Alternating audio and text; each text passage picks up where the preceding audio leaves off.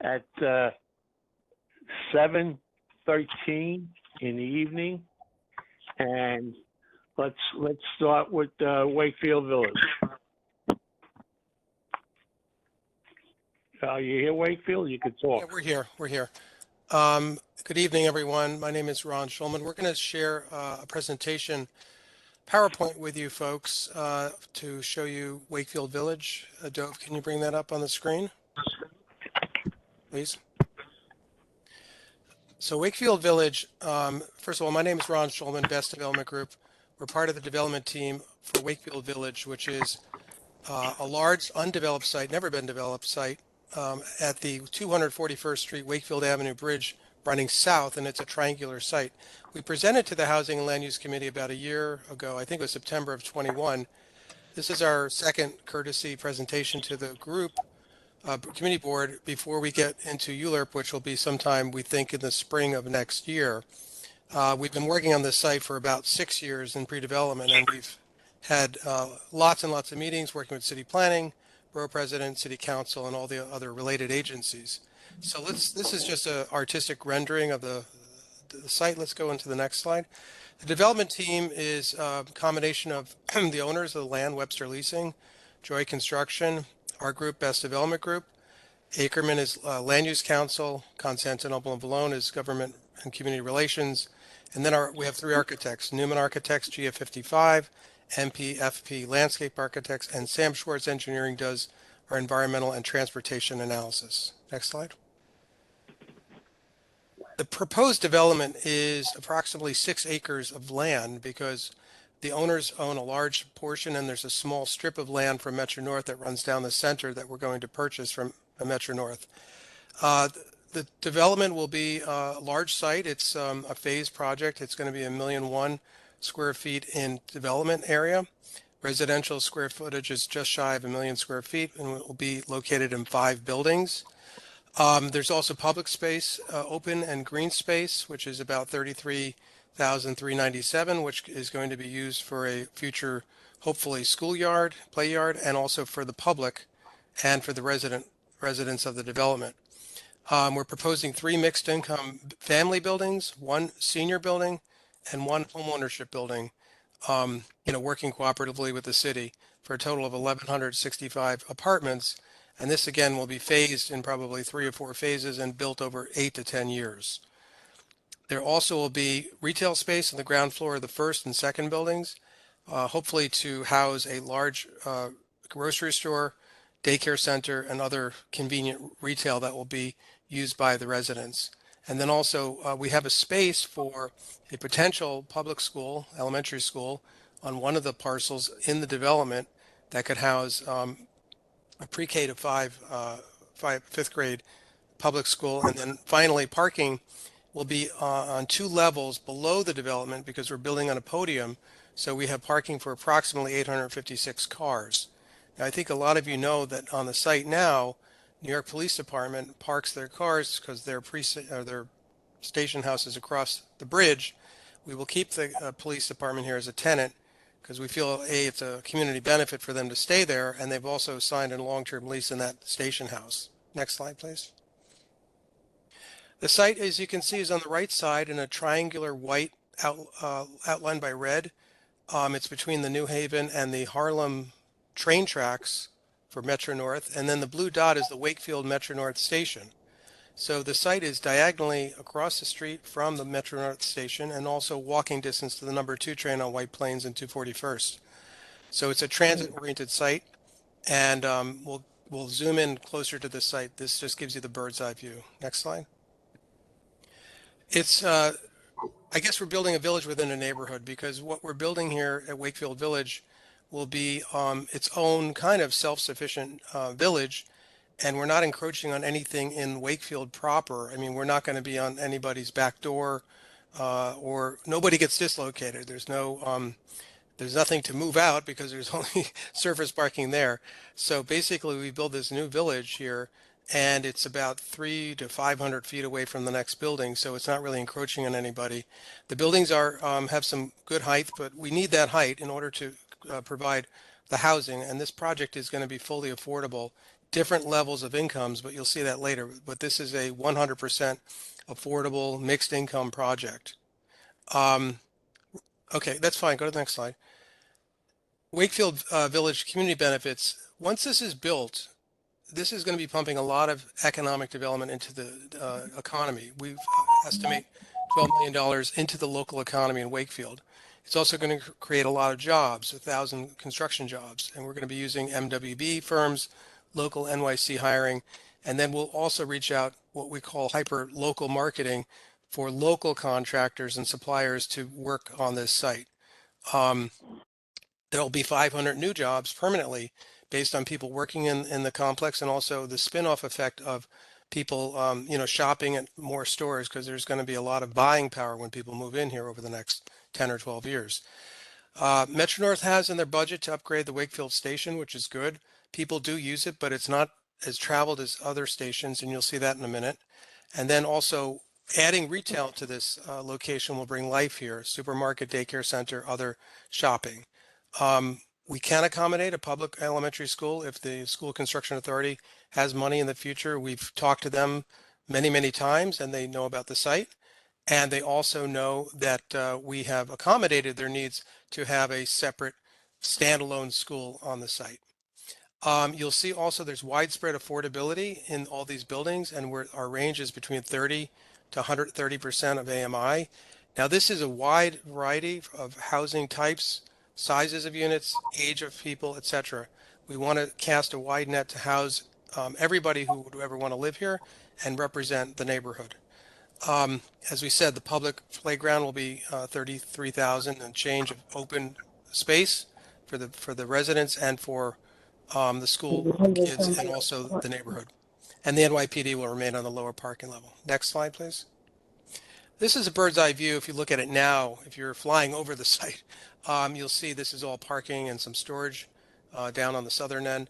And you can tell that the site's never been developed, really. It's kind of like land that we can improve, tremendously improve, with this rezoning action. And then we will abut the bridge. The 241st Bridge is on the right side of the screen, and we will be abutting the bridge, not locking into the bridge, but meeting that bridge, and that's how cars will come in and out of the site. So as we progress, you'll see how this is going to be built. Next slide.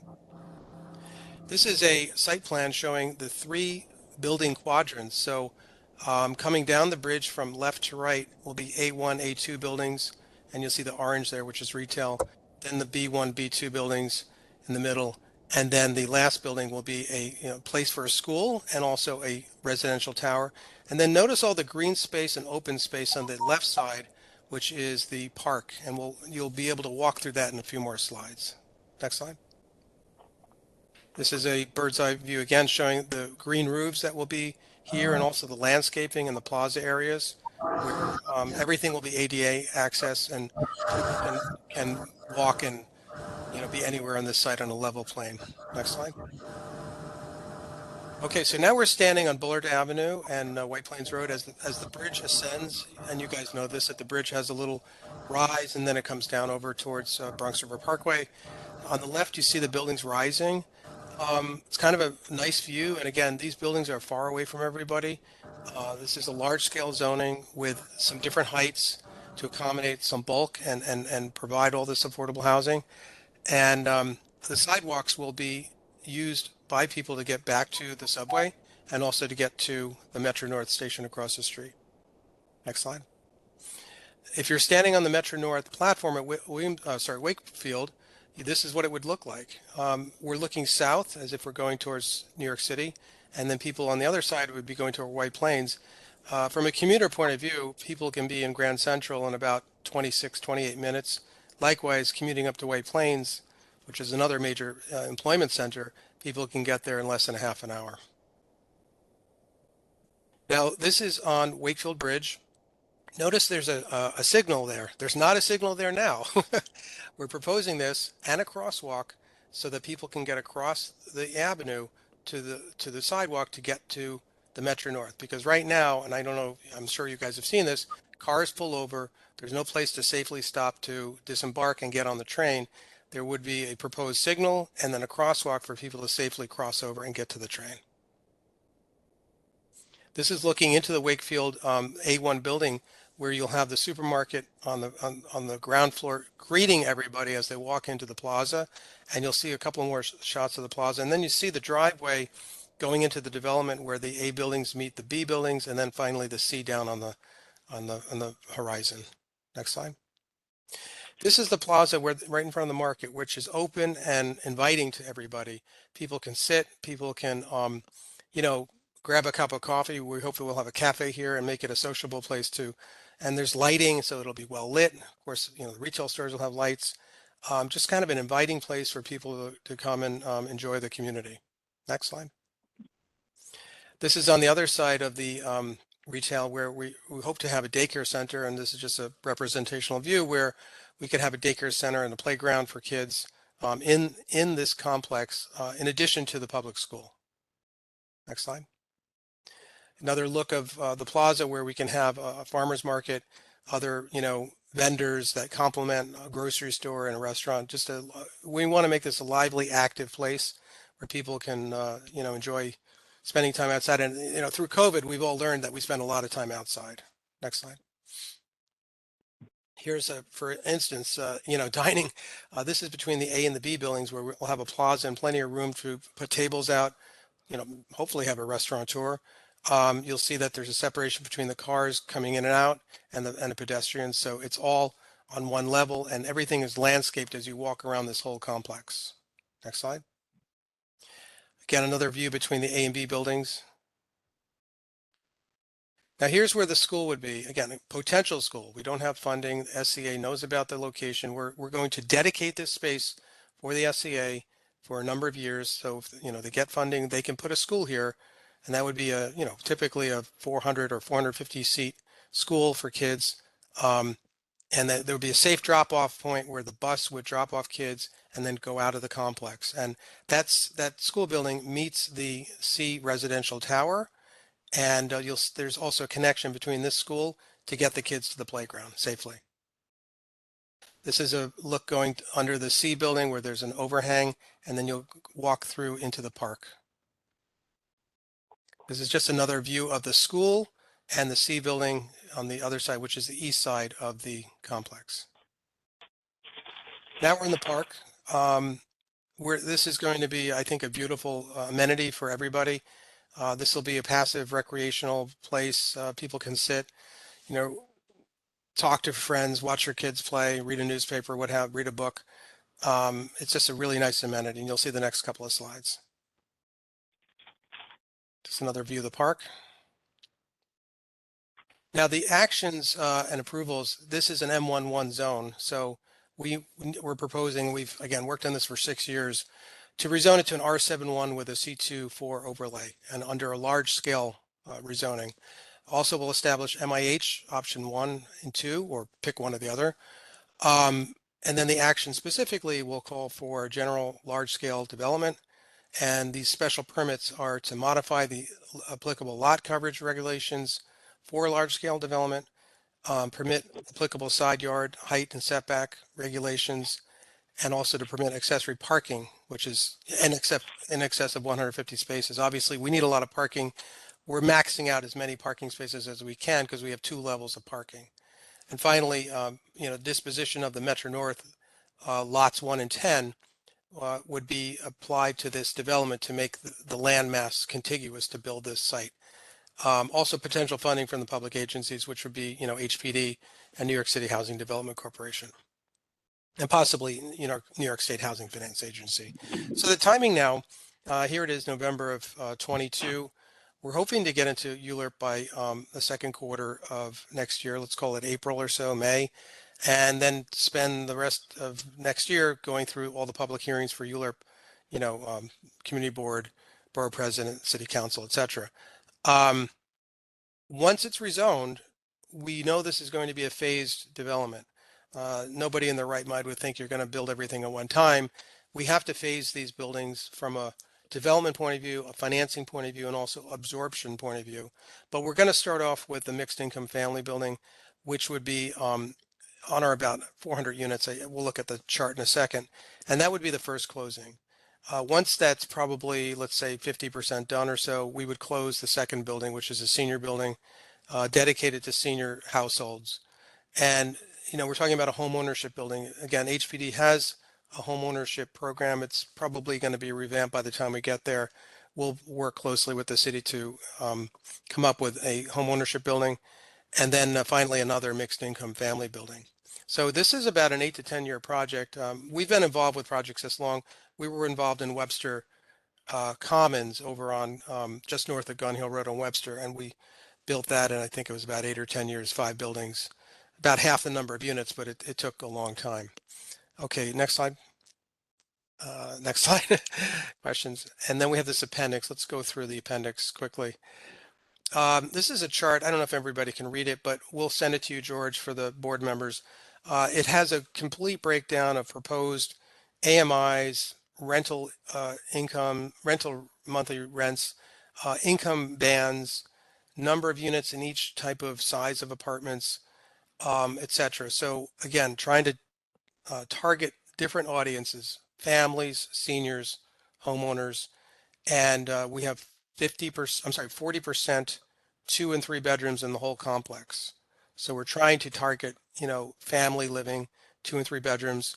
And in the senior building, it's all 1 bedrooms with about 25 2 bedrooms, because sometimes, the senior household, there's a grandparent taking care of a kid or something like that. So this is, again, can be a massage or what have you, but this is where we are right now. A kind of a healthy distribution of types of housing, types of sizes, different economic points where, somebody graduates college and they come home and they have a good job in an accounting firm in the city, they can live here. A two-wage earning couple who's been living here can move in here. A senior couple or single senior person could move into this complex. And that's what we're trying to accomplish. Next slide. This is a transportation diagram, which you can look at later, just showing how the cars come in and out. And most of the cars, by the way, when they come off that bridge, they're going to go right into the A1, A2 building, which is on the where it says 130 and 200, because that's where the garage entrance is. And that will go below the whole entire complex. So the cars are not going to be driving all the way down towards the park. They're going to come in and go down right away into the garage under the appropriate building where they live. And then obviously they'll have a fob key or some kind of passcode to get into their own building. Next slide. This is kind of hard to read, but it shows where we're going to be tying into the sewer. We have a microtunnel plan that was designed by Langen Engineering to tie into the Bullard Avenue sewer, which is a 60-inch sewer. And we'd have to go under the Metro North tracks, which there's a plan to do that. And actually Metro North has done that before in the Bronx with other developments. So the plan is to tie into that Bullard Avenue sewer. And also there's a water main over there that we would tie into. So these two slides, next one, Dove. And this is the water sewer, the water main piping over towards Bullard Avenue. I think there's one more slide. Okay, yeah, this is the actual plan of the microtunnel that Langen designed, where it goes from the site over towards Bullard Avenue under the tracks. And we've done borings. We had a boring truck on the tracks doing borings on the track at night, like 2 in the morning. So we've already done borings around the Metro North tracks. Next slide, or is that it?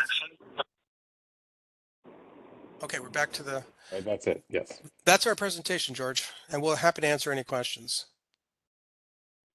Yeah, I want to thank you guys for coming. This is Carl Stricker, the chair of the land use. I want to thank you for coming and making that presentation. It sounds very exciting, but I have one question. When you're dealing with Metro North, are they going to put handicap accessible elevators at Wakefield as part of this project? That's a great question. Yeah, that's a great question, Carl. I think the plan is to have elevators here in their capital plan. Jake, do you remember the? Yeah, I believe MTA's next capital plan has it in this station, but it wouldn't be related to this project. The RFP of the MTA land would generate funds for the MTA, but how they utilize those funds is sort of on them. But we can look back at the capital plan and make sure it's still in there. At one point, ADA accessibility for Wakefield was part of their capital plan. Now, well, that's good. That's really good to hear. The one other question: are you touching any part of Yonkers, which is on the other side of the bridge? No, we're not, Carl. We are strictly in New York City. Yes, Yonkers and Mount Vernon are very close, but we're not going out of the city limits. Okay, I'm more worried about Yonkers because they're right at the end of the Wakefield Bridge. That's why I asked. Yeah, we're not going that far. We're staying south of the bridge and not going past the railroad tracks. Okay, that's beautiful. Thank you. Thank you, Carl. Beatrice, can you handle any questions? Anybody Yes, have we have a hands up. We have Alfredo. Good evening, guys. Good evening, board. Thank you guys for coming back. Thank you to the development team, the design team. The renderings are awesome. Thank you for even considering this up in our district. I know there's other places in the 5 boroughs that you guys could have picked, and you guys picked this. It's a beautiful. I mean, it's amazing. I mean, like, I know this happened somewhere downtown. I think by Hudson Yards that they built over the railroad tracks over there. And every time drove by there, I always said, "Wow, like people could really build stuff." This is amazing. I hope I'm still around to see this become reality. And thank you guys for taking time to put this together and presenting it to us. It's very, very, very nice. Well, thank you so much. And you will be around because we're going to start this sooner than later. But you're right. I mean, this concept of building over the tracks, Hudson Yards did it way back when. I think Concourse Village did it. And there's other developments around the city. This is land that we're not building over tracks, but over land that is butted by the tracks. And we're happy to do this here. Yeah. Thank you. We have another question, Mrs. Subar. Benga Subar. Yes, thank you. Good development and good layout. But my question is, have you taken any consideration, since you have the Bronx River, which is kind of next to it, air quality, flooding, environmental issues, and you listed that it will have like 850 cars park. So have you factored in the air quality, films, everything that would be sort of like an addition to the neighborhood? Thank you. Yeah, that's a great question. We're going through a full environmental assessment and EIS impact. We have our environmental engineers on the call if they want to chime in on that. Smitha?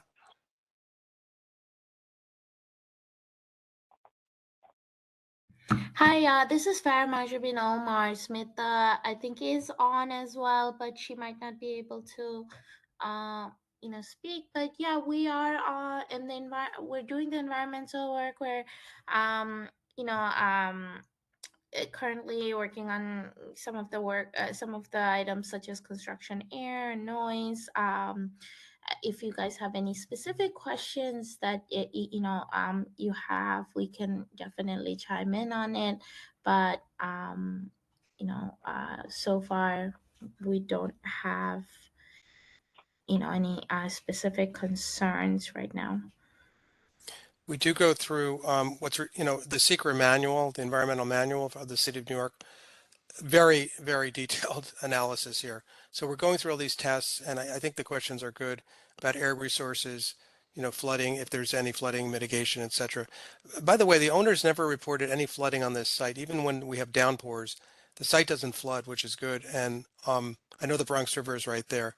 But from an air quality point of view, all these tests are being conducted as part of the environmental assessment. Right, we have to. This is a full EIS that I'm sure the community board members are familiar with. So we are looking at all the aspects of the secret manual. Everything from land use policy to air, noise, and community facilities, and construction related concerns as well. We have another question, Keisha Lago Martin.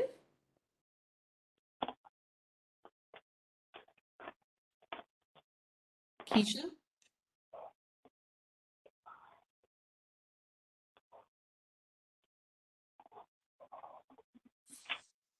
Okay, Keisha, we can't hear you, but I see that your hand is up.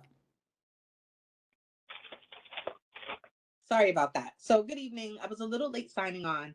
So you may have addressed this already, but I know in your last presentation, you mentioned a potential supermarket, and I see tonight you're mentioning retail locations, restaurants, all of that, which we welcome in this area. I love this concept. My concern, though, and you may have addressed this, as I said, is parking. So where would non-residents be parking? So if I was coming here, to dine, to shop, uh, is there parking in the plan for those folks? Yeah, it's a great question. So Keisha, the way this would work, and maybe Dove can get to a slide that'll show it. The parking is going to be below all the buildings. So that we're going to reserve some parking for retail shopping. And this is a good cross section. You can see where the buildings are built on a platform and there's parking below. Yes. So you basically would drive into this site off the bridge, turn in, and then the first building you come to, you'll make a left into the parking garage. And we hope to have, I'm not sure the number of spaces, but a considerable amount of spaces for shopping, because if we have a supermarket owner here, we want to make sure that that supermarket owner has ample parking right below the store so people can come and shop. Obviously, the supermarket's going to be great for people living here because they can walk and shop like most people do in New York City. But if you want to come here to dine, yeah, I mean, we would love to have as many cars, you know, in this, where the orange is where all the retail is. So that's where we would identify retail parking. Now, we have 2 levels of parking or 1.5 levels of parking. The parking is going to be the full ground floor, which is the landmass up to the park. It stops at the park. And then there's going to be like a mezzanine level of parking too. So we'll figure out where we're going to put the retail parking when we get further down the road. Thank you. What about truck loading and unloading? That's a good question. The loading, Dove, do you want to take this one actually? Sorry. Yeah, certainly. Unfortunately, we're not presenting a slide of this, but what is happening below the deck is we're bringing in most of the services along Baldwin. So Baldwin comes under 241st Wakefield Bridge from the north. And so most services will actually come in underneath the main deck and then, move vertically using elevators into the retail spaces and or the residential spaces as necessary. So trash removal and things like that, at least under the current plan, are also anticipated to occur underneath the main deck within the parking areas. So there'll be zones within the parking areas that are designated for loading and unloading and trash removal and services and so forth. And the thinking behind that is part of it is about accessibility for those vehicles and ease of access. Part of it is about helping to maintain the flow of traffic on the deck, right? So the less trucks and large vehicles you have on the main deck, the better the circulation of vehicles and pedestrians is on that main deck. And then, of course, part of it is just reducing the amount of noise and sort of pollution that happens at the residential pedestrian level, right? So you're not dealing with the same sort of crowded street condition that you might be dealing with, if this were right in sort of central Manhattan or the middle of a neighborhood, right? So one other thing we forgot to tell you, and I think you might know this if you've ever walked on the bridge, it's about 30 to 34 feet above the ground. So when we build the platform, there's a lot of space, before you get to the level of the buildings. And Carl, you bring up a good point because we have to have a very high clearance on the ground floor for trucks to come in, and also Metro North, if they ever have to fix anything. We have a minimum, I think it's 14 feet in height. Is that correct, Dove? 14? The clearance for vehicles, is Yeah. a minimum 14 feet for your typical, trash Right. removal and service truck. So we have Oh, a very high You guys entrance. are right on target, let me tell you. So With we have that a high, 14 feet. high clearance. No. Yeah. Just to be clear, the 14 feet is just the clearance for the vehicle to get in. The areas where the vehicles have to operate will actually be taller than that. So they'll be, Oh, okay. so the total space between the bridge and the ground level here is closer to the vicinity of 25 feet. And so we've dedicated certain areas where we keep a high clearance so that vehicles can operate. Good, good. Okay, we have a question from George, and then I have a question right after him. George, You can ask your question. It's okay. I'll wait. you sure? Okay. Yeah. And I may have missed this, but is there a percentage that's being allocated or prioritized for the residents of this district? That's a good question. Yeah, with any city funding of a project, it's a 50% set aside for Board 12 residents. Yeah, as that marketing plan changes, if it does change, that's the present policy. So people living in the district, Community Board 12, get 50% crack at any of the units. Yeah. Thanks, George. Okay, thank you. So in one of the slides, it shows the elevation between your site and Bullard Avenue, for example. I know that you're doing your studies now with air and sunlight and casting shadows. Yeah, this one. It does. How is the impact of the height of your buildings in comparison to Bullard Avenue? Dove? So we are currently conducting shadow studies, but from the studies we've conducted to date, given the height of the buildings, with the exception of a few small portions of the day, the buildings don't cast any shadows on the neighborhood at all. And when they do, I do mean very brief periods, sort of, within specific times of the year when the sun is really low and it's far to the east. You're getting a little bit of shadow, actually, mostly on Bronx Boulevard, actually. So where the kind of industrial area is right along the rail lines. I believe that the latest shadow studies don't really show any impact on the residential neighborhood whatsoever in terms of shadow. Okay. And my Okay. other. Sorry, I'm here. This is Farah Sure. from Sam Shorts. We're conducting the environmental review. Obviously, once the analysis has been done, you guys will have a chance to take a look at it. It will be, provided to you for review.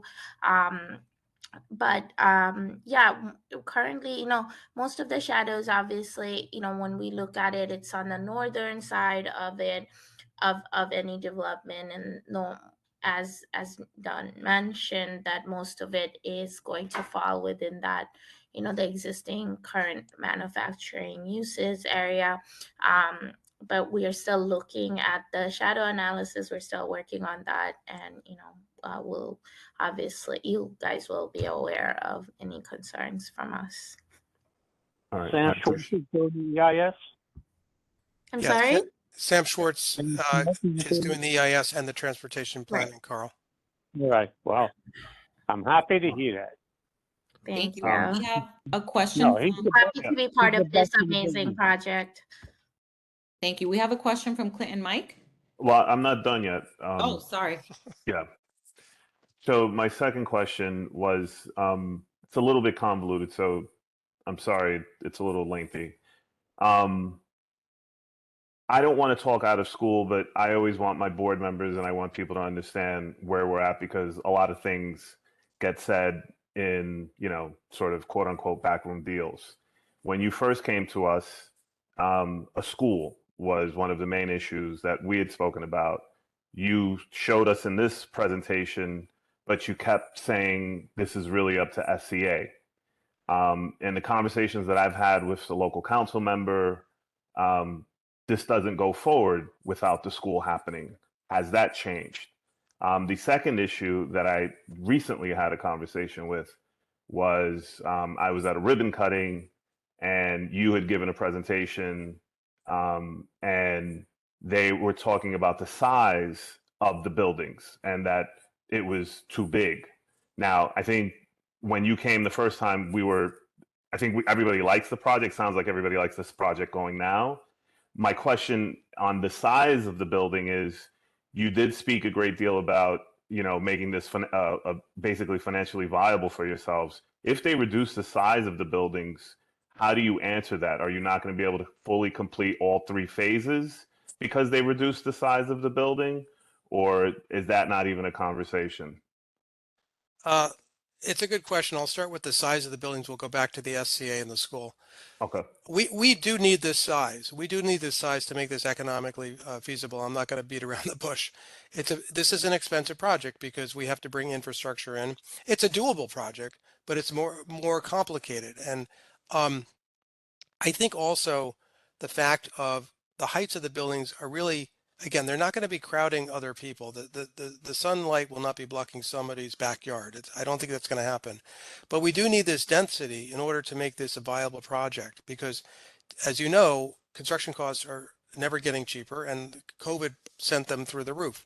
So the prices of construction are high. As far as the SCA building goes, the school building, we're dedicating that lot, which is the 5th lot, to the SCA. Now, the Councilmember Cohen wanted the school. Councilmember Dinowitz wants the school. We want the school. We think it's great for the neighborhood. We think it's great for the development. The borough president, I believe, wants the school. I believe city planning is in favor of a school. Now, Jake, you can talk more specifically about SCA. We've had at least 5 or 6 meetings with the SCA. I've lost track, and we were leaving them a standalone lot because at one time we had residential apartments above the school and they didn't like it, and we said, fine, we'll give you guys a plot of land and we'll hold it for you, 8 or 10 years, get the financing and build a school. Jake, do you want to add to that? I don't have much to add. I mean, I would just simply say that we've had many conversations with SCA. The project was redesigned to basically have a place where a school made sense as far as design was concerned, and that's where we are right now. There's really not much else we can sort of say beyond that. But we're open to having continuing conversations with SCA, with the city, to make that a reality. One last thing, George, if I may. All the apartments are in those 5 buildings, not where the school is. So the projections that you see in the chart doesn't include the school plot of land. So our development will be 5 buildings, and we're holding that piece of land for the SCA. Yeah, and I think it's worth, just on the building height question, for Dove to just go over the heights and how they relate to the area around the site. All right. Thank you. Thank you. Gladly. Did you want me to do that? Go ahead, Dove. Okay, so at this stage, what we're looking at is, in order to create some interest in the skyline and in our discussions with, the Department of City Plan back and forth, we're really trying to create some variety and some liveliness and activity in the heights of the buildings. So we don't just want one continuous single height block. So the first 2 buildings in the development, I mean the northernmost and the central building, vary between 13 and 20 stories. So the highest portion of them is at about 20 stories and the lowest portion is at about 13 stories. And just to give a point of reference, when you're looking at 20 stories, you're looking at a building that's approximately 200, slightly more than 200 feet tall. The nearest building to that on site, in the surroundings, is 300 feet away. So the distance to the nearest building is 100 feet more than the height of the building. And that might help explain why shadows don't typically drop on to the adjacent neighborhood. The tallest building in the development is at the southernmost point right now, which is over here. And that building is slated to be 26 stories.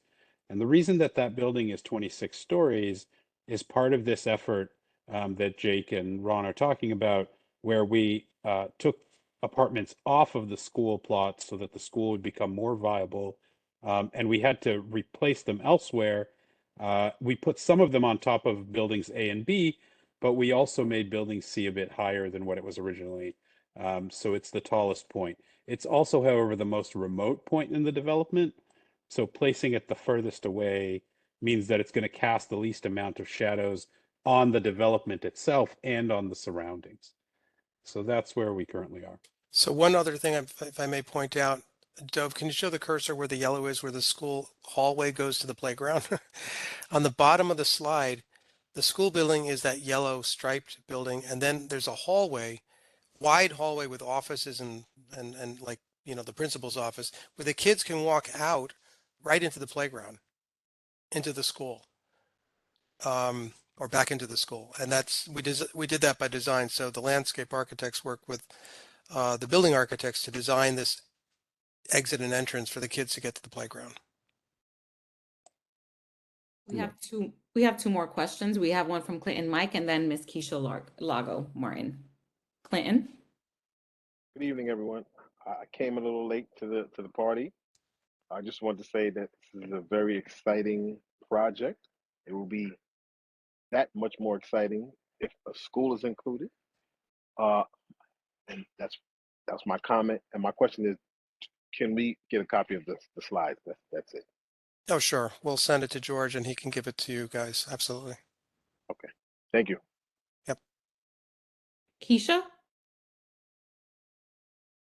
Good evening again. So my question is related to the home ownership portion. At what point would we start sales? Because my concern is if you don't get enough interest, then would you move forward with the project or would you change it to rentals? It's a good question. Keisha, the building that we're talking about is in the middle, the yellow building. That would be the third building closing, actually.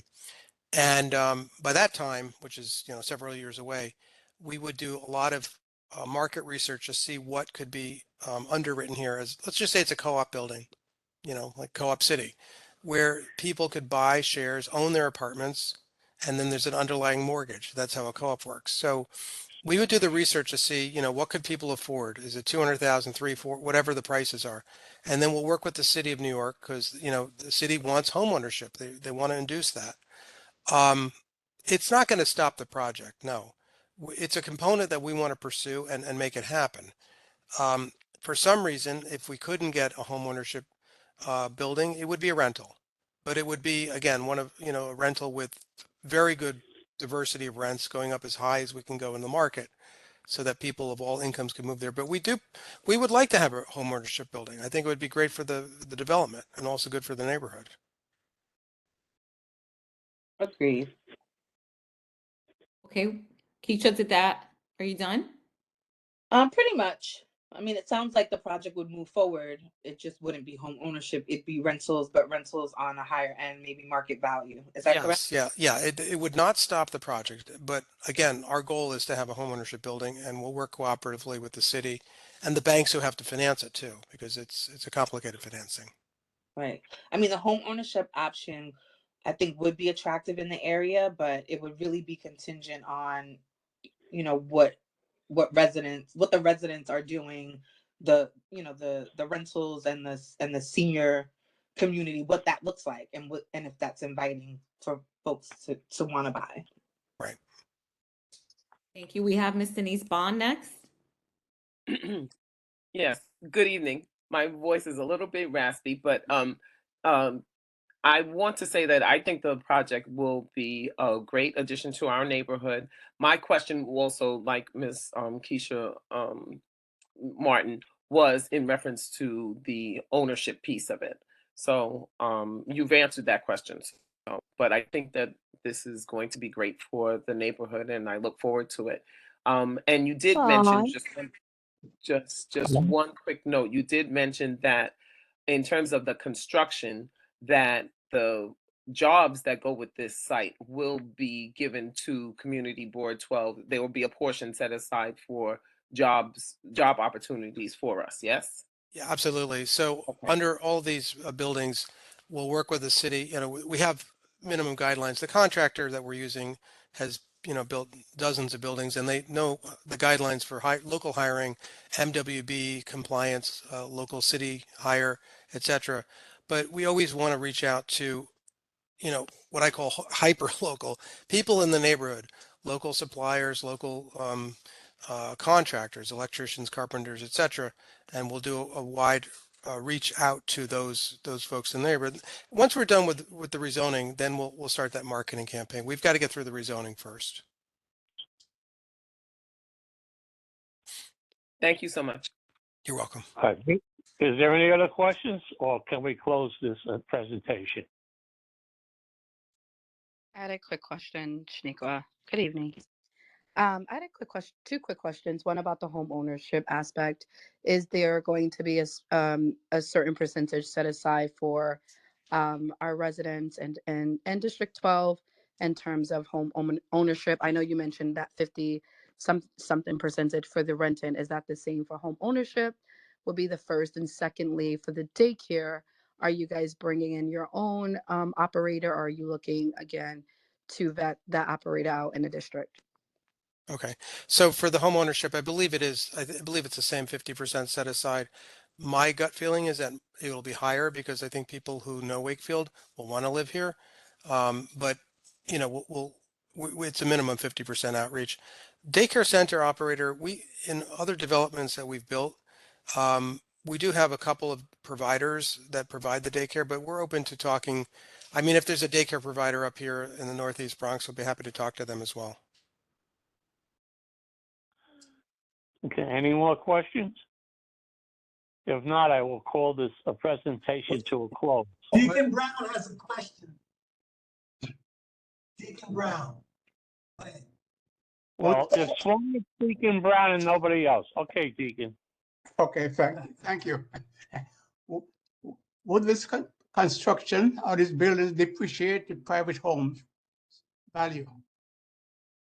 Oh, I don't think so, sir. I think that this is going to enhance the value because right now you have a you have a parking lot and a storage area. This is an improvement. The value of this lot will go up tremendously, where the buildings create a lot of value. The retail creates value, and people buying goods and services create value. So I believe there will be no negative impact on homeowners or renters or anybody really. And there's no displacement here either because nobody is being asked to move. I don't think any of these rents or homeowner prices will, create any ripple effect of displacement. It's really a standalone project which benefits the community and doesn't, I believe, doesn't detract from value whatsoever. Thank you. Thank you. Thank you. Thank you. Okay, can we close the presentation now? Yes, I don't see any other hands up, and we do have to continue. Yeah, okay, because it's already 8 o'clock. I close this presentation from Wakefield at 8 p.m. And I want to thank the people who came tonight to make the presentation. I want to thank them very much. It was a very enlightening presentation. Thank you, George and Carl Thank and you. everybody else on the board. And again, if there's any questions, always have George send it to us and we'll get right back to you. Thank you. Thanks, everybody. Thanks. Bye-bye. Have a good night. Okay. Good night now, guys. Good night. Next on the agenda is what, George? The Jewish? The Jewish board, yes. Yeah, okay. Is anybody here to make a presentation, please? Yep, I'm going to share my screen right now, and I'm going to introduce everyone who's here from Jewish Board and ask Lonnie to kick us off. Just let me get this up on the screen. Can everybody see this, the Jewish Board? It's a little small. Can you blow it up a little? Yeah.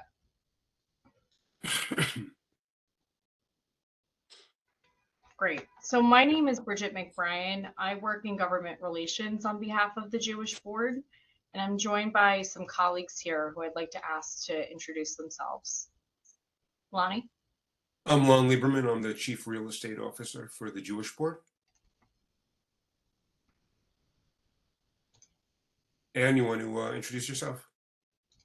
Sure. Good evening, everyone. My name is Anne McHugh, and I am the Executive Program Director, Operational Lead for our Adult and Family Residential Division. And I'll hand it over to my partner and colleague, Cynthia. Oh, you're on mute, Cynthia.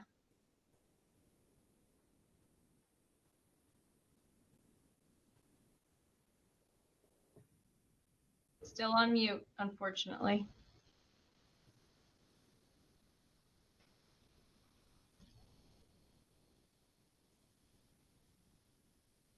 Can you hear me now?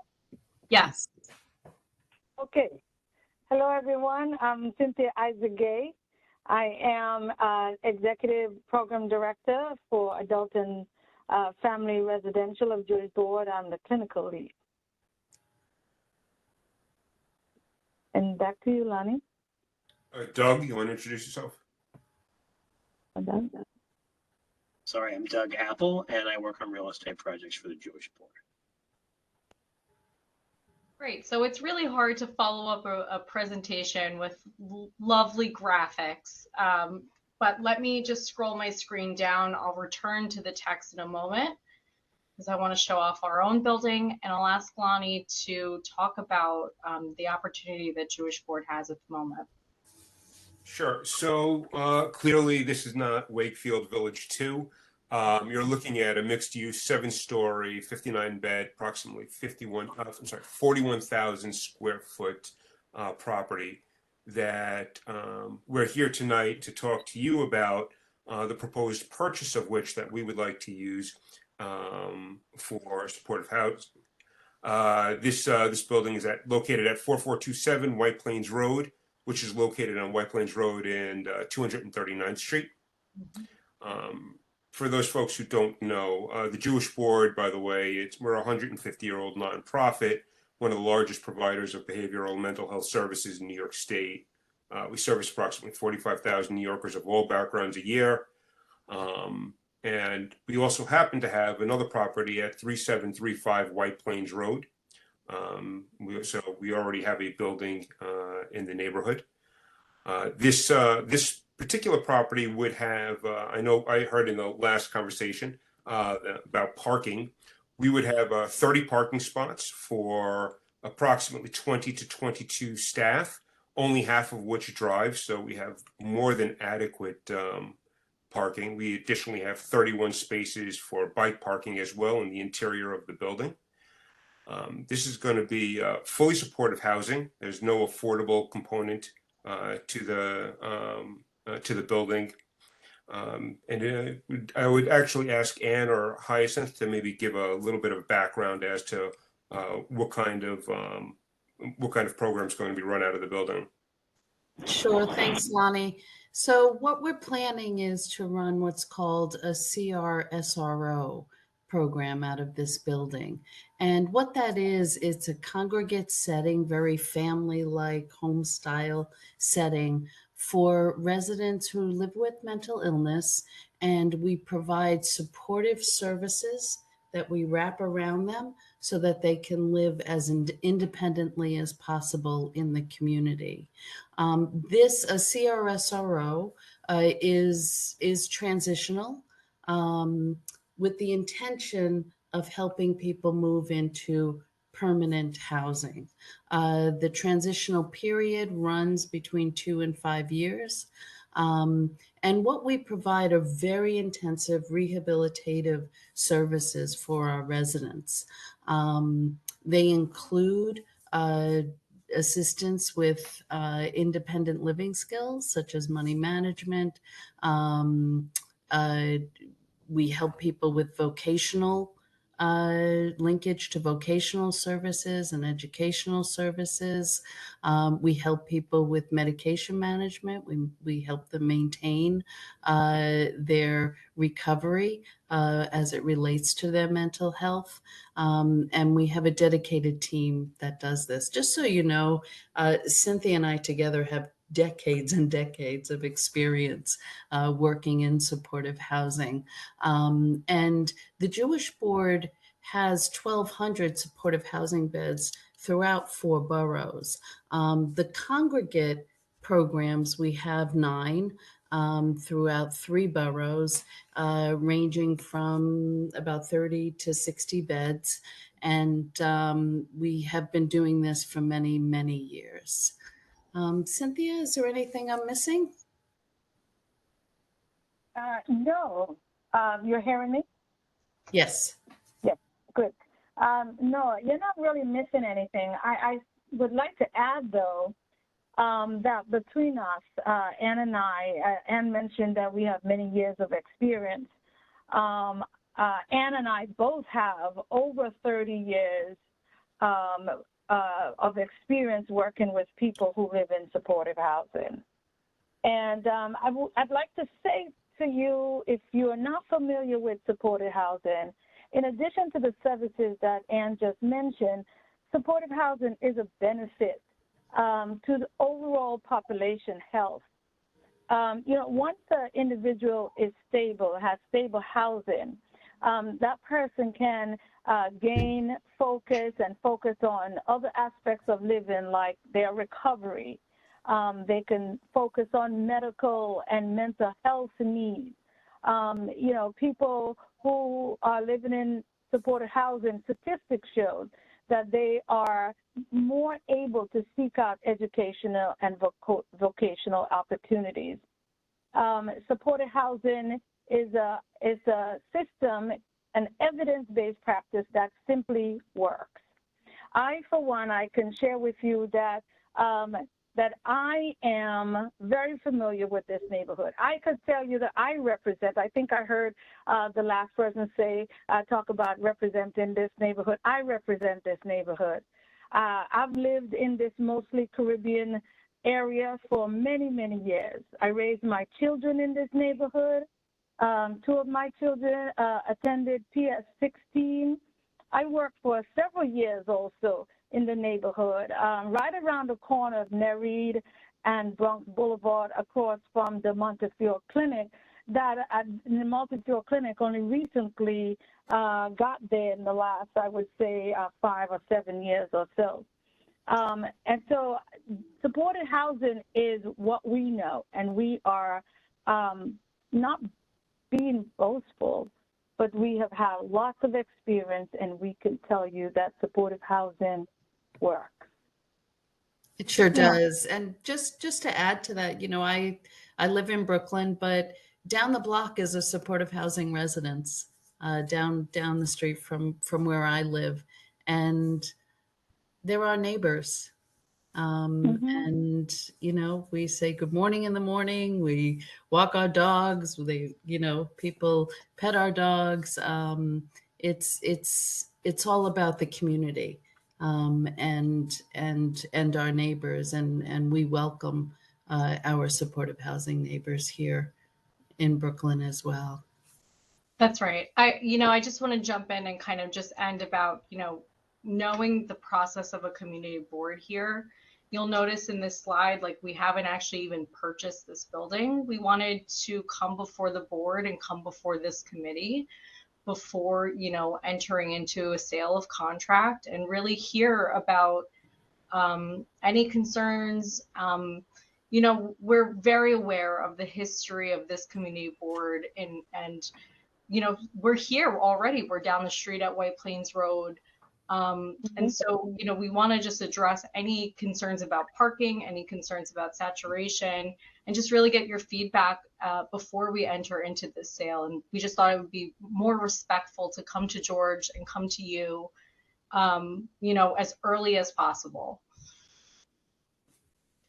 And I just wanted to add on to what Bridget is saying about this project and about our commitment to working with the community. This is a project that will be funded by the state of New York, the Office of Mental Health, who is the oversight entity for this licensed facility.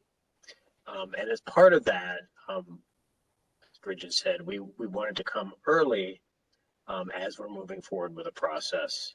And the state has asked us to do so. So we're really here tonight to talk about the project, to try to address any questions you may have, and really to move forward with you as a partner as we, expect this building to be finished probably sometime in about a year, at which point we will then, fully occupy the building. And Cynthia talked about the on-site staff, the 24-hour coverage we'll have, the parking we'll have. So this building for us will be a real opportunity to really create a model for services in the community. So tonight is really about us giving you as much information as we can, to make sure you're understanding. We don't want to just show up one day. We want to be a good neighbor from the very beginning, and that's what the state has asked us to do. Beatrice, I think you're on mute. Yes, thank you. We have a question from Shaniqua Moore.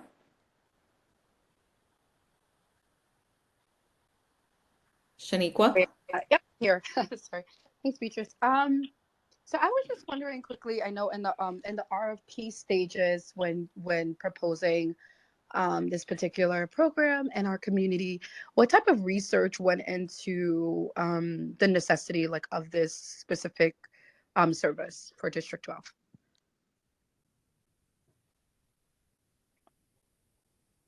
So maybe I can at least start.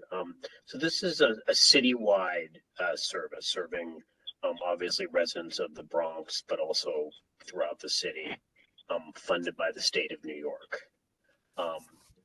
This process really is governed by state regulation and requirements as relates to how we select sites, the requirements for what must be in the site, as Ann and Cynthia said.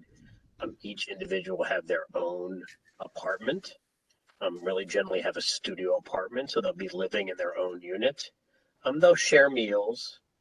They'll have services, on-site services provided by licensed and clinical staff. But the process is really one that the state dictates in terms of how we go about acquiring and then getting approval for the use of these sites. Right, understood. I was wondering if they, in terms of I know the requirements are set by the state. I'm pretty familiar with the procurement and RFP process of the state. But I was wondering in terms of these specific zip codes or just in terms of targeting District 12, was there any, and you may not have that information tonight, but I was wondering if there was any specific information or research that went into targeting our community. So this did not really target any one community. We took a broad view. This is an opportunity for the clients in this program to move into a purpose-built, state-of-the-art facility. It wasn't dedicated towards Community Board 12. Community Board 12 wasn't the target of our looking. We've been looking for several years in cooperation with the state, and this building really was available, and we thought a good opportunity.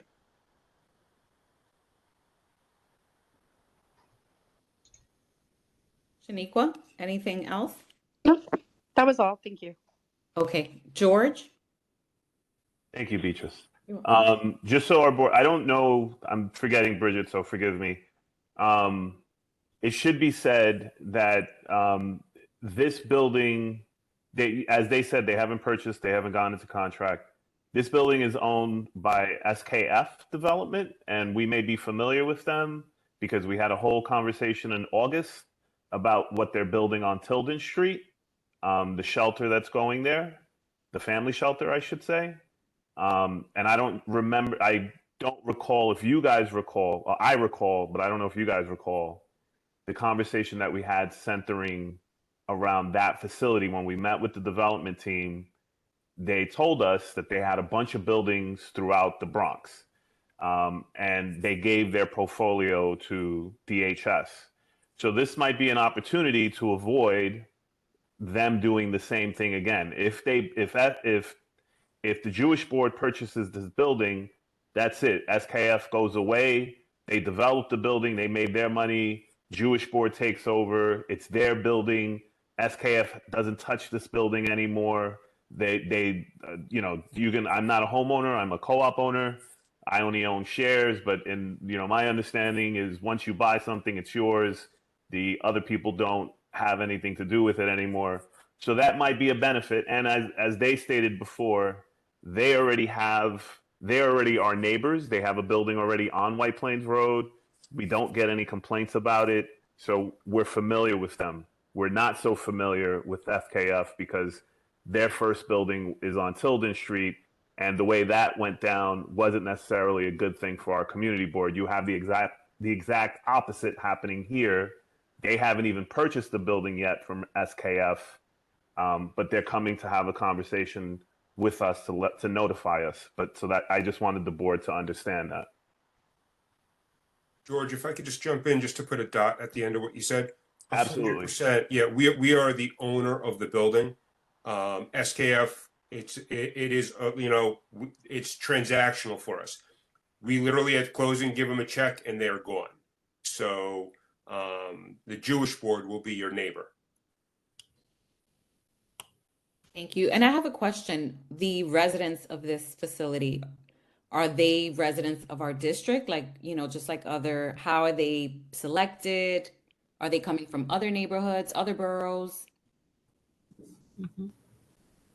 Yeah, so really, residents who live in our community residences come from citywide, and some have been, are adults who have been living with parents who really want to see them live more independently. Some come from other parts of the city system. Some come from the hospital, and then are able to live independently with our support. So it's a variety of places throughout the city that residents will come from.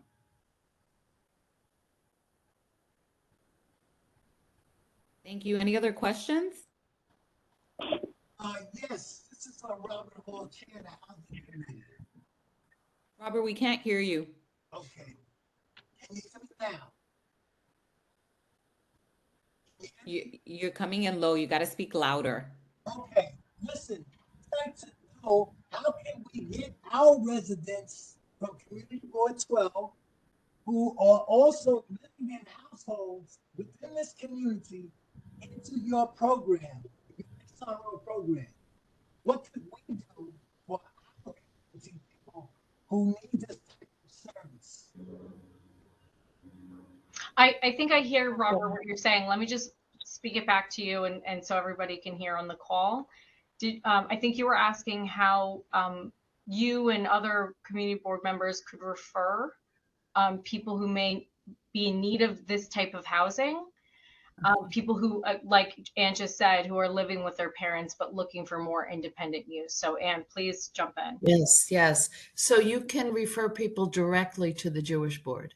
Okay, we have a central intake unit for our adult residential programs, and our central intake unit, also called One Call, will help walk people through the process of how to apply for our housing. So that can go through the Jewish board. We can give you the steps. We can tell you where to go to fill out the application. We can also help help you along the way as you fill out the application, which is called a 2010E. It does have to go through a central unit in the city and then come back to us, but we can navigate that with you. Okay, all right, thank you. I don't see any other hands raised, Carl. Okay, so if there's no further questions, what are you looking for from us tonight? So yeah, I'll jump in here and say that we wanted to at least start the conversation tonight. Of course, if you given that this is maybe a different process from the city, this is a state funded facility, our requirement from the city, from the state and our funders is to provide a notification. So I provided George with a letter stating our intention to enter into a contract at this facility. Of course, if the board and the committee wanted to provide us with a letter of support, we would feel so grateful to you for that.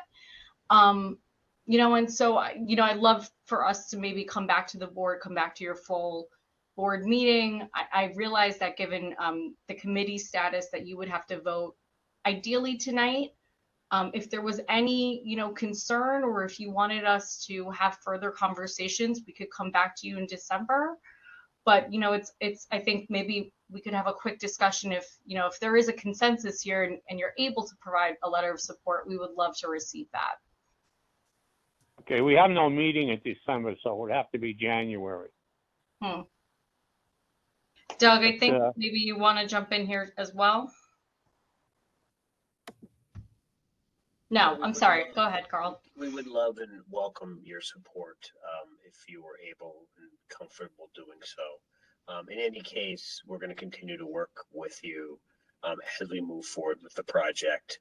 The timeline, just to reiterate, is that the state requirement is that we provide a 75-day written notice before any transaction moves forward. So that's the kind of that we're in that process now. So, given your timing, if you're able to do a support, that would be wonderful. We can, if we do that, we have to recommend it to the full board, which would be this Thursday, by the way. And we'll see what happens if we decide to support your project. I want to thank you for coming out tonight and for your presentation. If there's no further questions, I'm going to close this hearing. Being none, the hearing on this facility. Are you gonna? They're requesting a letter of support. So are you gonna? And the Yeah, thing well, is, we're gonna do that after I close the meeting. okay, but the question, Carl, is, this is a joint meeting. Do we need a vote of the land use, or does just the housing committee? What they're doing, they're converting the housing, but since it's a combined meeting, we all should vote on it. But the point is, I'll let Bob take the lead on this. I have no issues with that, since it is a housing issue. Yeah, Okay. I have no Bob? issues with it. I have no issues with it. However, a lot of mitigating circumstances. So Bob says he has no issues with it? Yeah. Wait, do we have to do this now, or can we do this in January? George, are we pressed for time on this, or can we hold off until January? We're not pressed for time, but as Carl stated, we're not having a meeting in December. So if we can do it now, then we should do it now. Is there any concern that you want to express? Is there a reason why you want to wait until January? No, but SROs always, they're dependable based on their security system, and that's because the mental health aspect keeps them from not financially being gained, but they are more concerned with the 12-step program so that they can live life on life's terms. Robert, I can't hear you. Could anybody else hear Robert? No. No, you can't Okay. hear me? No, Okay. it's hard to decipher what you're saying. Yeah, Okay. it's really hard. All right. Well, we'll talk about it. But No, you're excellent. Keep going. Keep going. You're excellent. Okay. I'm concerned about your security with regards to the residents, because I know you want to make them whole again, but at the same time, the mental health aspect has to take the forefront. So that being said, my concern is the process that you are going to utilize, all right, in the best interest of the residents that you're going to have. That's all. That's what I'm saying. Yeah. Okay. I think Denise put in the chat that she thought we should vote now. I agree. Yeah. Okay. Okay. No problem. No problem. I'm with that also. All right. So somebody needs to make a motion that we approve a letter. We just have one quick question from Ms. Denise Bond. I saw in the chat that someone wanted the Tenement Avenue Homeowners and Renters Association. They wanted to say something, I believe, or ask a question. Well, what's the question? Good evening, everyone. My name is Diane Mayen. I'm the secretary with the Tenement Avenue Homeowners and Renters Association. We were trying to wait, given protocol, so that you finished your meeting. So I know you have another topic on your agenda. So we'll wait until after you're completely finished. We're going to take a vote on this letter of support now. So if you have something to say, we should hear it now before the meeting's over. It's not in reference to the Jewish board. That's why I said we'll wait. If you want me to ask the question now. No, that's fine, because we're doing the hearings first, okay? Thank Okay. you. You're Let us welcome. know. You're welcome. Okay. I need a motion to approve a letter for the Jewish board. This is Robert Hall, the chair of the Housing Committee. I'll make a motion to approve a letter for the Jewish board. Second, I second the motion. all in favor? Aye. Aye. Aye. Any noes? Any abstentions? So it passes unanimous between the Housing and the Land Use Committee. So you have your letter of support. Members of the committee, on behalf of the Jewish board, I sincerely thank you. Have a great night. You too, welcome. Night. Okay, the next hearing we're gonna have on a new development between Magenta and I think it's Bartoli Street for a new building. Bridget, can you For- stop sharing your screen? Oh, my apologies. There.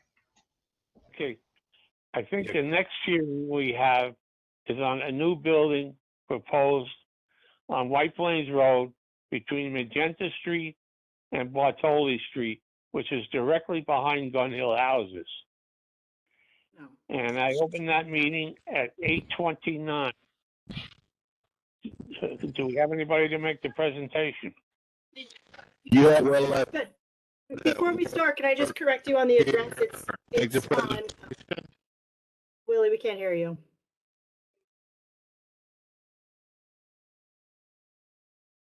Yes. How about, can you hear me? What's the correction? So the address Go ahead. is 3663 White Plains Road, and it's between 215th Street and 216th Street, or 215th and 213th Street. Oh, I'm sorry. I thought it was further north. My apologies. No, That's okay. exactly. Go ahead, Willie. I'm sorry. I just wanted to clear that up. I guess my Google Maps is screwed up. Okay. Can you hear me?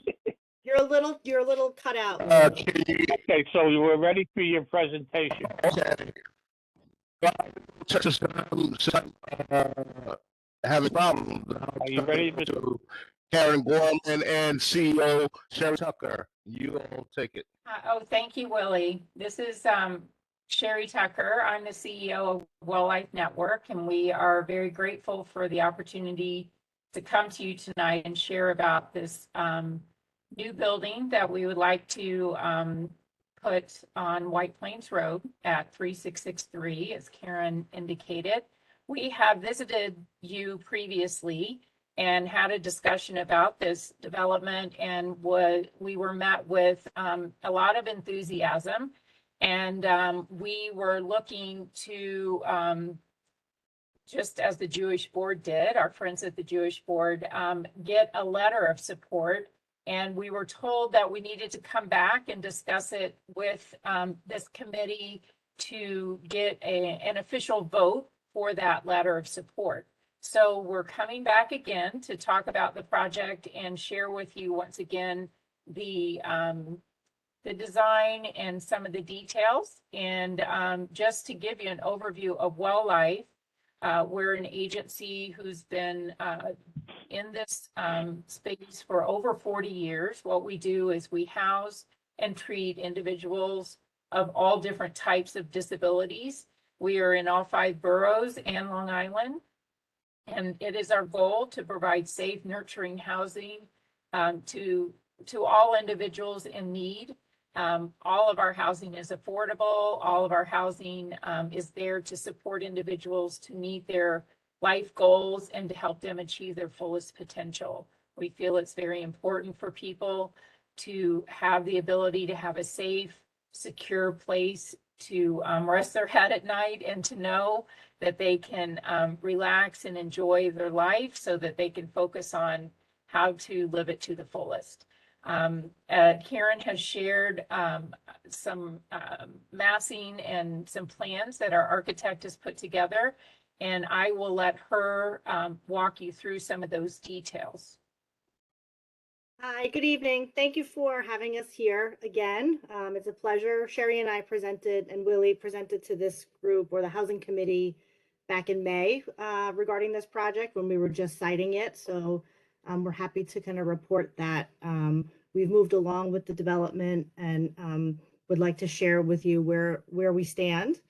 So right now, White Plains Road, this is 3663 White Plains Road.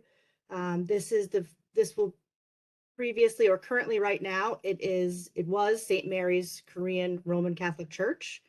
That has not been in operation for quite some time. It is a church with a rectory, and it looks like a Sunday school on the site currently. And we've purchased the property. So we are developing, we would like to develop about 130 units of supportive and affordable housing. So it's actually interesting. It's kind of a combination between the first presentation and the second presentation that you've heard tonight. So the first presentation was all affordable. The second presentation was all supportive. And then here we are kind of doing a little bit of both in this development. We're looking at a housing development that's going to have about 65 supportive units for individuals that are homeless and or have mental illness, and 65 affordable units for folks at the AMIs between 30 and 50% in the community. Additionally, our affordable units always have a community board set aside. So we fill community board units or units from the community board first, and then we open it up to a wider Bronx and then the city in general. The building is about 87,000 square feet. It will include some parking. We don't have quite as much parking as the other buildings that you saw today, but we don't anticipate our residents having cars because of its close proximity to mass transit, to local shopping. You may or may not know, there's a large grocery store right next door to the building. There's a bus stop directly in front of the building, as well as Metro North. So we anticipate folks generally using public transportation.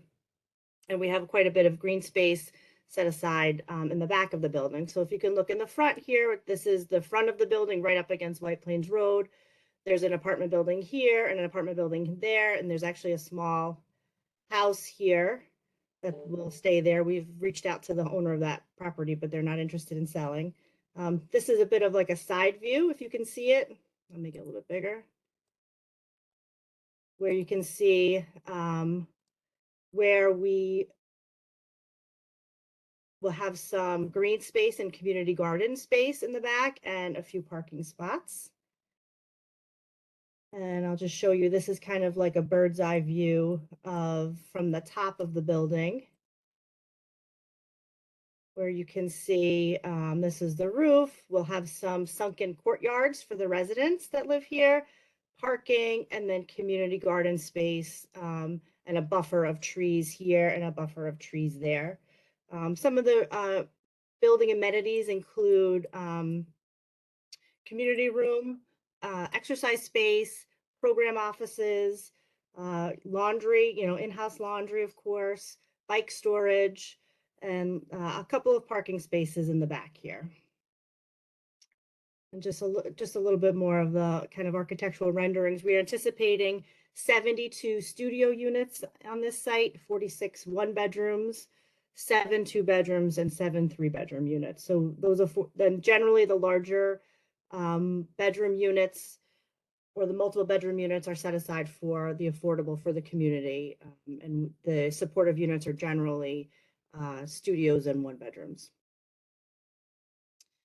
So that's kind of a quick description. Sherry, if I forgot anything or if anybody has any questions, we're happy to answer them about the project.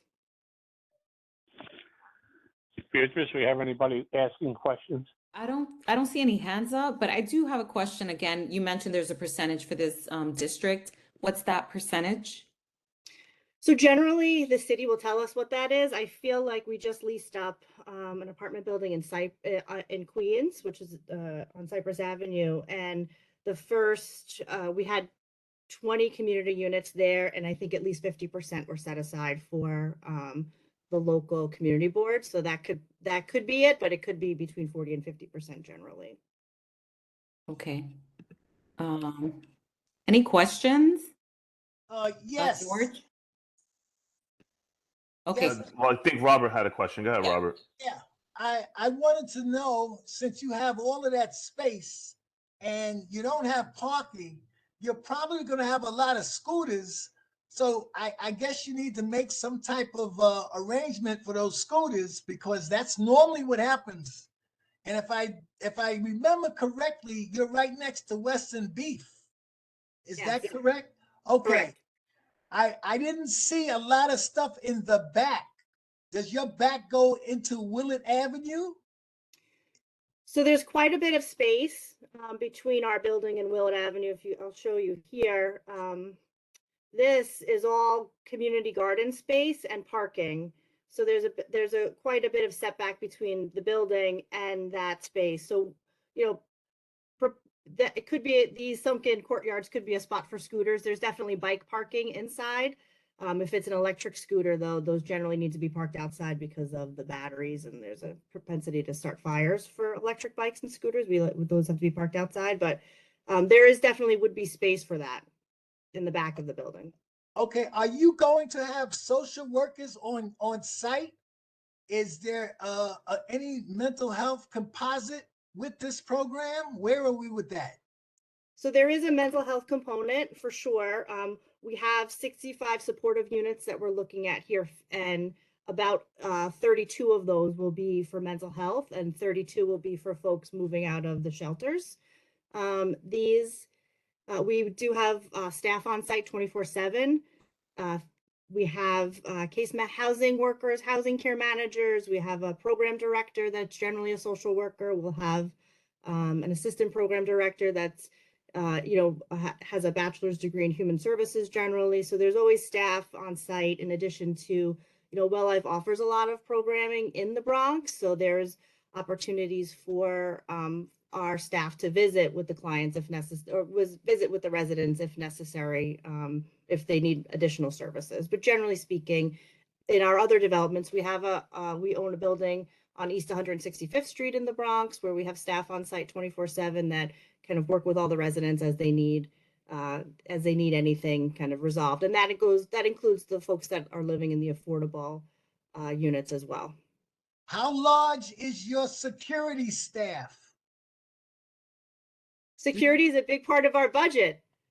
And sometimes the people that do the budgets don't understand how much money we spend on security. So we do have security on site. Like I said, 24/7. We have, in the past, generally we'll have security over on the overnight shift, and WellLife staff that mans, the front desk and in the office space during, typical 8 a.m. to about midnight. And then security staff will come on from 12 p.m. or 12 a.m. to 8 a.m. We do have lots of cameras. We have lots of security features in-house as well as outside. And I would like to just point out something, if I may. We talk a lot about security in our buildings, and I know it's something that community board members are very concerned that we monitor our residents closely and make sure that they are not going to bring an element of danger to the neighborhood. But what I have to share with you is the reality. Our security that we have is for the protection of our individuals in the buildings. Many times there are needs for them to be protected from their vulnerable state in the neighborhood. And so it may be something that you're thinking we need to have security to protect the neighborhood, but it really sometimes works out just the opposite in the reality of these situations. Now, I will tell you this, we visited this site last week, and what a beautiful neighborhood, what a lovely area. It's, we don't anticipate that this will be an area that we have those kind of concerns. But I just want you to understand the individuals that we house that are in our supported units many times are much more vulnerable than the general population. And we take that very seriously, and we always want to make sure that we have appropriate staffing to help protect them and help make them be successful in the neighborhoods that they live. So I don't know if that helps with your questions or your concerns, but it's a very big item on our agenda, as Karen said, that we want to make sure that we have successful, beautiful buildings that bring a lot of good things to the neighborhood. Okay, the reason I'm asking is because there is a organization that is setting up buildings on 211th Street and 212th Street, and they're almost finished, but they were here and they're similar to what you're proposing. All right. So there's a lot going on. And if you go 2 blocks down a little in the southern direction, there's a housing authority building. Okay. And I happen to know it quite well because I'm the president of that particular development. So I know that neighborhood inside out. All right.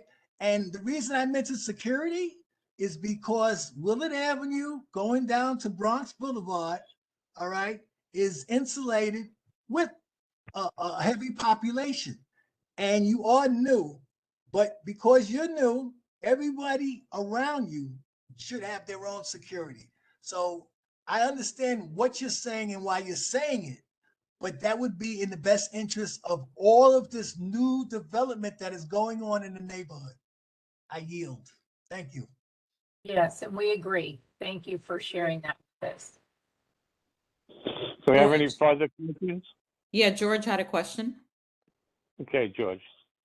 I'm sorry. I just my question was in terms of the set asides for the community. I forgot to ask this for the other groups. When you do the set asides for the whatever it is, you do that through the lottery, correct? Through the Housing Connect? Okay. Correct. Just so that my board members understand, anybody who is on Housing Connect, you can use that to apply for an apartment in this facility. Thanks, George. Good Any other question. questions? I don't see any hands raised, Carl. Okay, if there's no further questions, do we want to take a vote on a letter of approval? That's the key. Does anybody want to approve this project?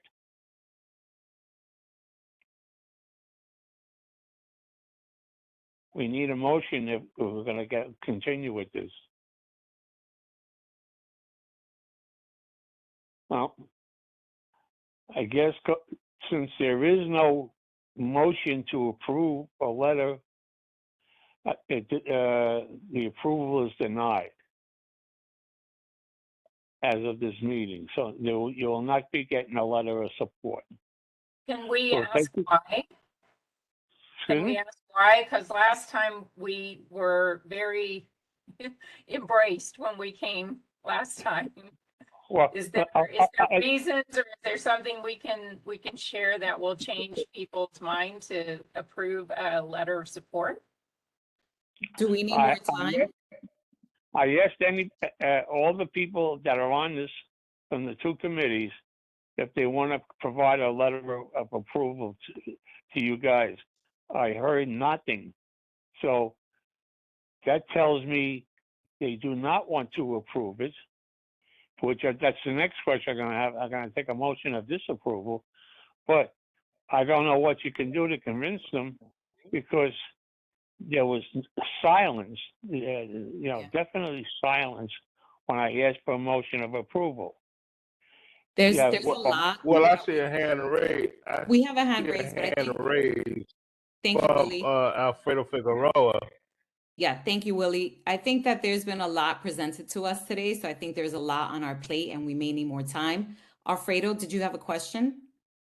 Yeah, the motion has to come by one of the committee members, right? I mean, I'm not a committee member, am I? No, that's Alfredo, you're correct. All right. No, Although, again, hold on a second, Carl. I mean, I'm in favor of the project, but nobody made a motion. I mean, did everybody hear that you was trying to make a motion? I mean, I support the project, but I couldn't make a motion, so. well, Alfredo, you're a board member. You can make, since you're sitting in on this hearing, you can make the motion. So I'll let you make your motion. Yeah, and again, I apologize. I thought only I thought only a member of the committee, being that I'm not a member per se, or am I? I don't know.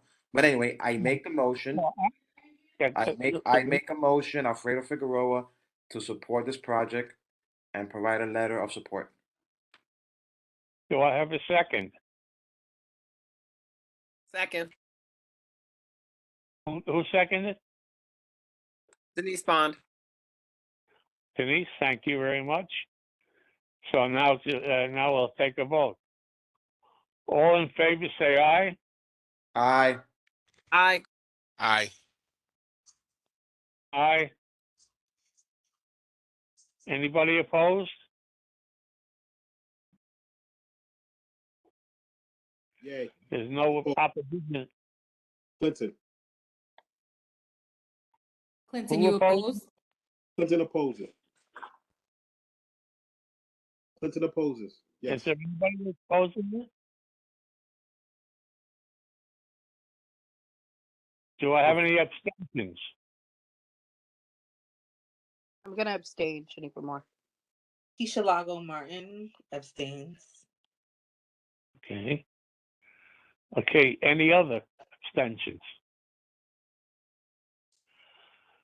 Okay, being no other votes cast, the motion passes to provide a letter of support for this project.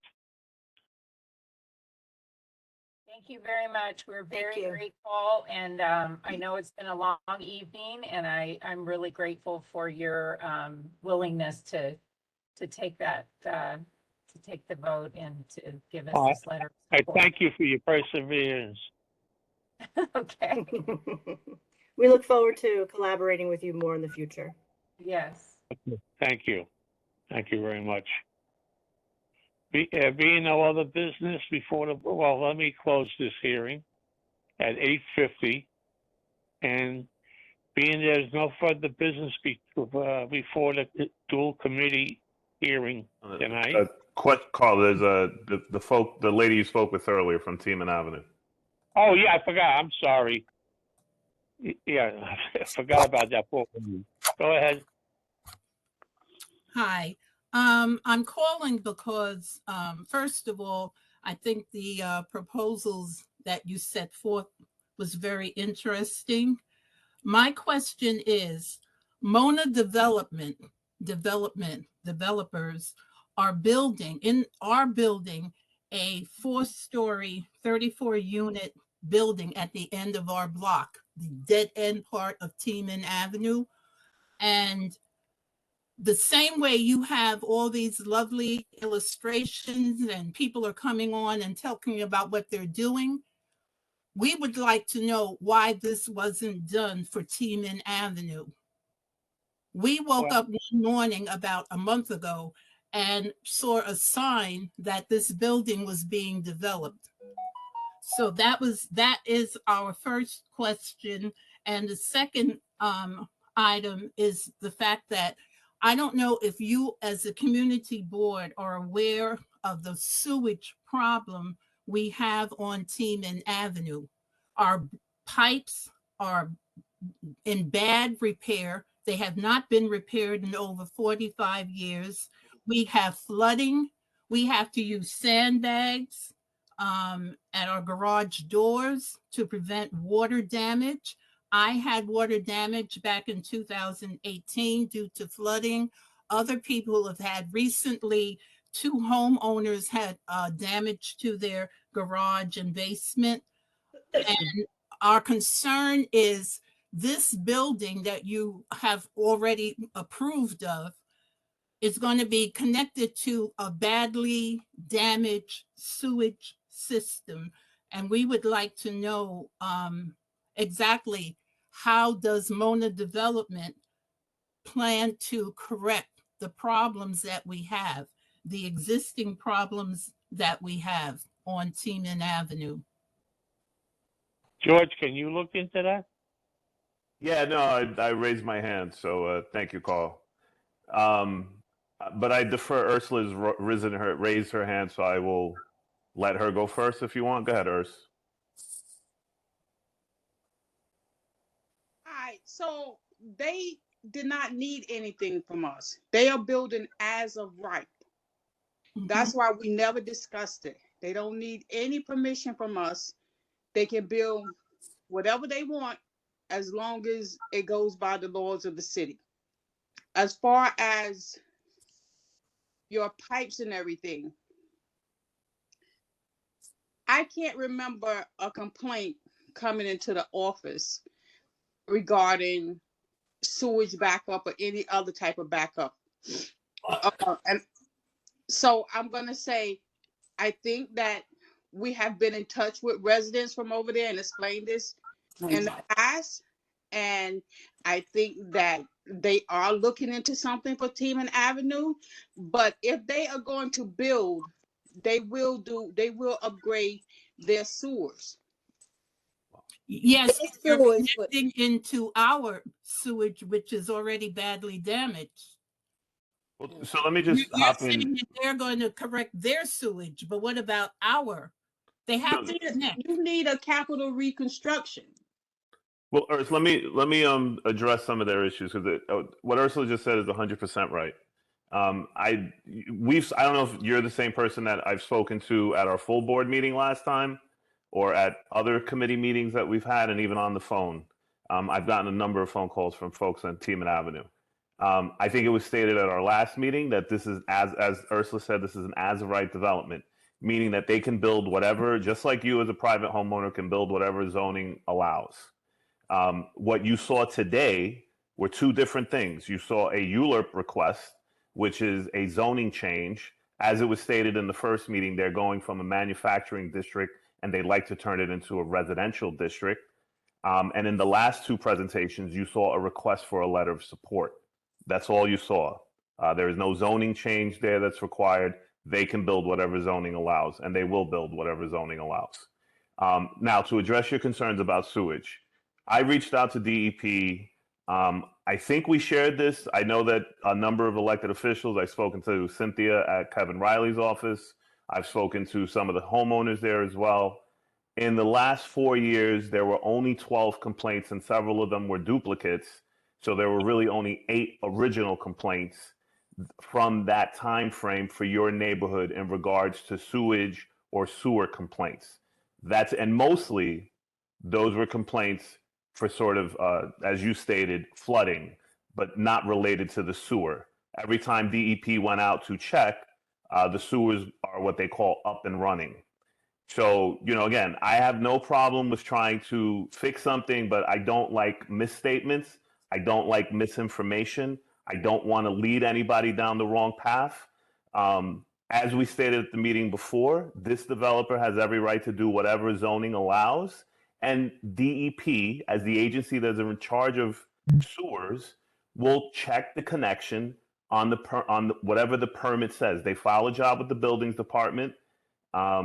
If I'm not mistaken, they don't have an approved building permit yet. They're still working through the process. So, we have to wait and see. All of those filings will be there. You just have to wait until they file it and the city makes it public. Okay, so will we be notified when it's made public?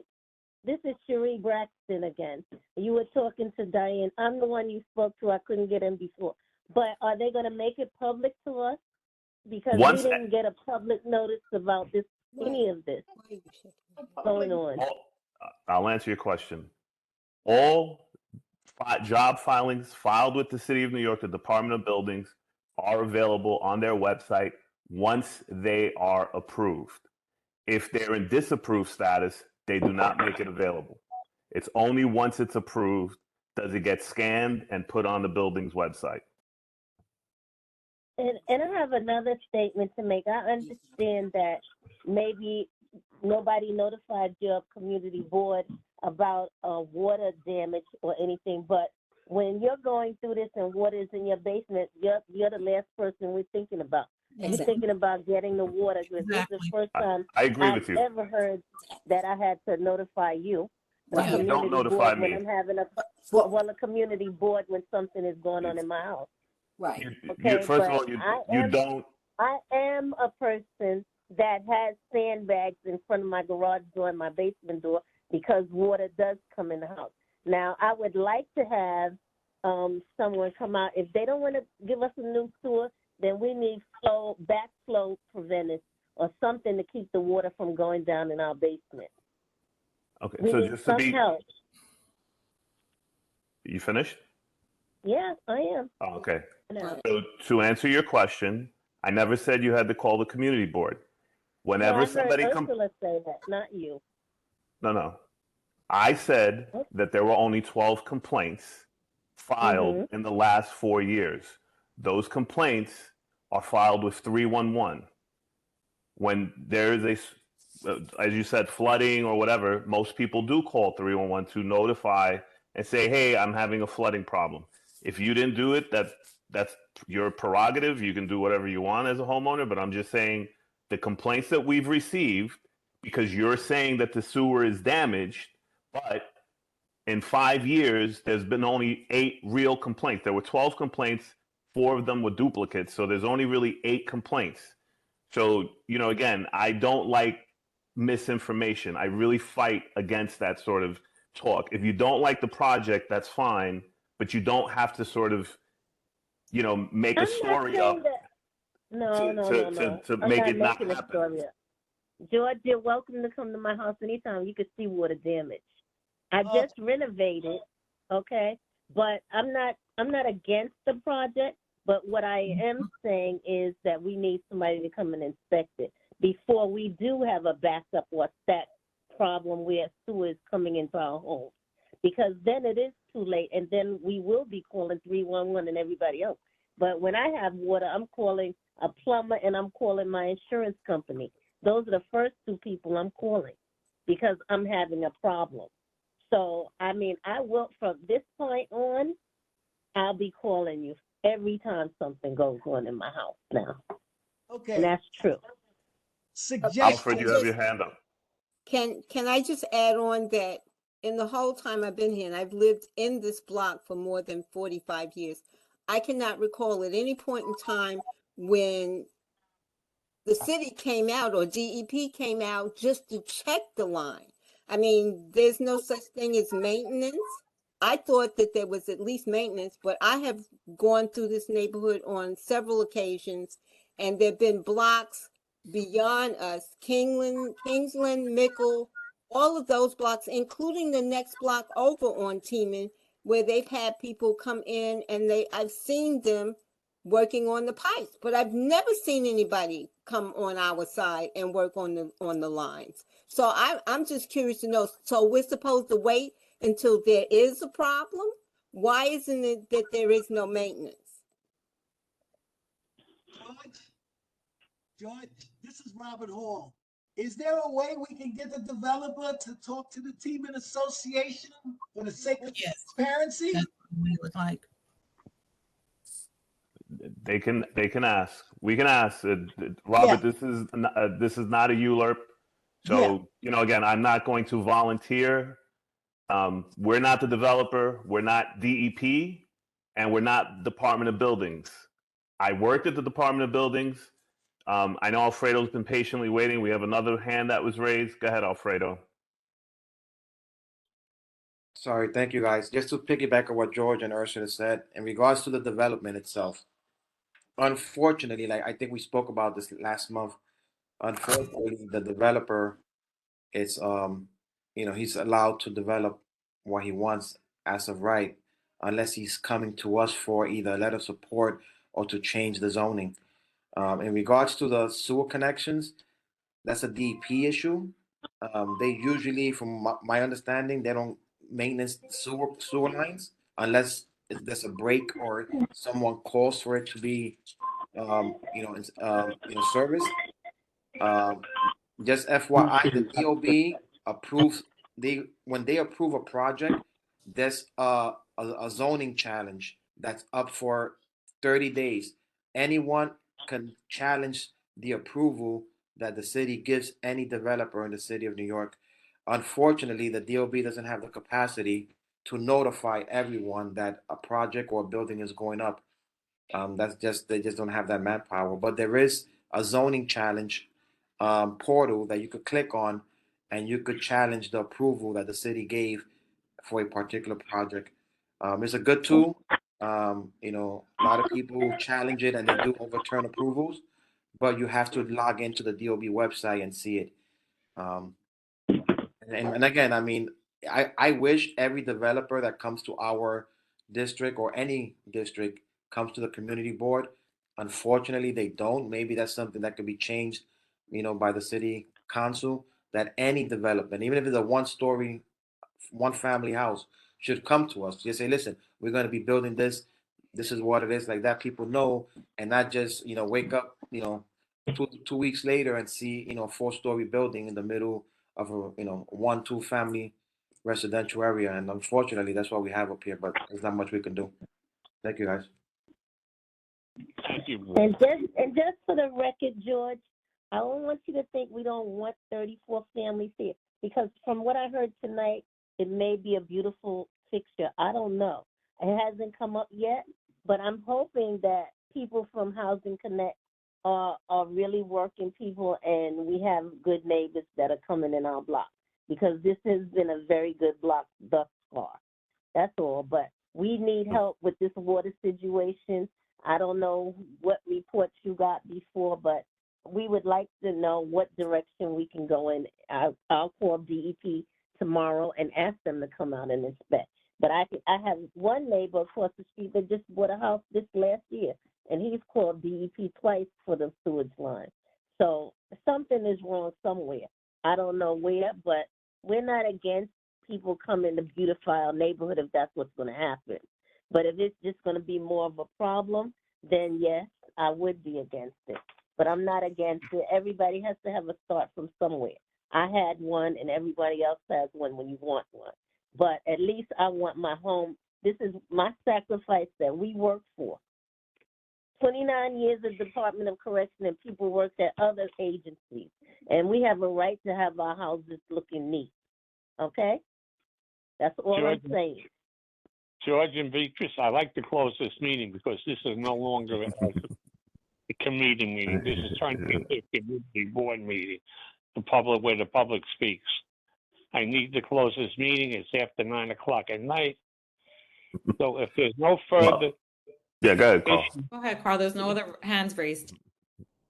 Yeah, I was just going to say, if there's no further issues on the 3 projects we listened to tonight, I recommend that we close this meeting. Somebody make a motion that the meeting be closed at 9:05. Do I have a motion? Robert Hall, so moved. Okay, second? Second, Alfredo. Okay. Okay, we have a motion, a second to close the meeting. The meeting is officially closed at 9:06. Thank you, everybody, for attending. Thank you. George. Good evening. Good night. Giorgio. Yeah, go ahead. And Ursula, hold on a second. Stay on for a minute. I can stop recording, right? Yeah. Sure. Yeah. Okay. Yeah, do it.